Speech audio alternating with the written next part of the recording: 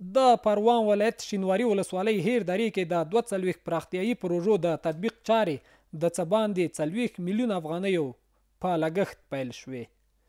یادې پروژې چې د هیر درې په 40 کلیو کې پلي کېږي 10 کیلومتره سړک، 1050 متره استنادي دیوالونه، یوه پایه پل او 332 متره پلي لارې جوړول پکې شامل دي.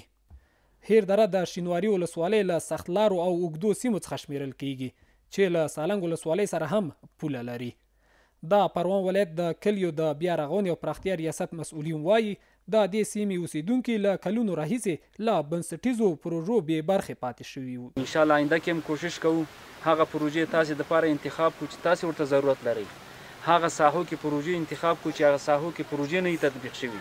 زموږ د مشرانو، زموږ د اکابرو همدغه هدایت دي د ولس دپاره تاسې خدمت وکړئ. د شینواري ولسوالۍ د هیر درې اوسیدونکي وایي د دغو پروژو په پلي کېدو سره به د دوی یو شمېر بنسټیزې اړتیاوې پوره شي.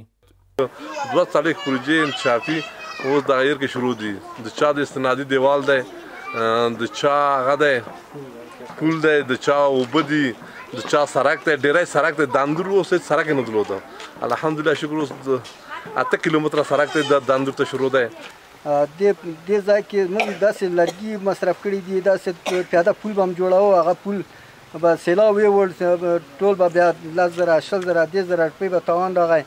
د خوارو غریبو باندې دا پیسې بیا راټولولې، بیا به هم یو پول جوړاوه. نو خلک دې نه داسې متاثره شو چې آخر به څه لیکو. این چوبا رو می‌بینی امسال همون نیست، سال 3 دفعه این که اضاف میشه بارش این رو میبره، با این قریه جمع شوی جور کو با میبره دیگه. چوبا رو برد اونم یک چوب ما در کیبل بسته کله بودن که برآمده او لو بغل استاد است دیگه‌ایش برد. دا یادونې وړ ده چې په ټولیز ډول له نړیوال بانک سره په همکارۍ د ولایت مقام او یو شمېر سکتوري ریاستونو تر څار لاندې د اکتید موسسې لخوا د خلکو په همکارۍ له 2 یا ډېرې پروژې د پروان ولایت په شینواري او سالنګ ولسوالیو کې پلي کېږي.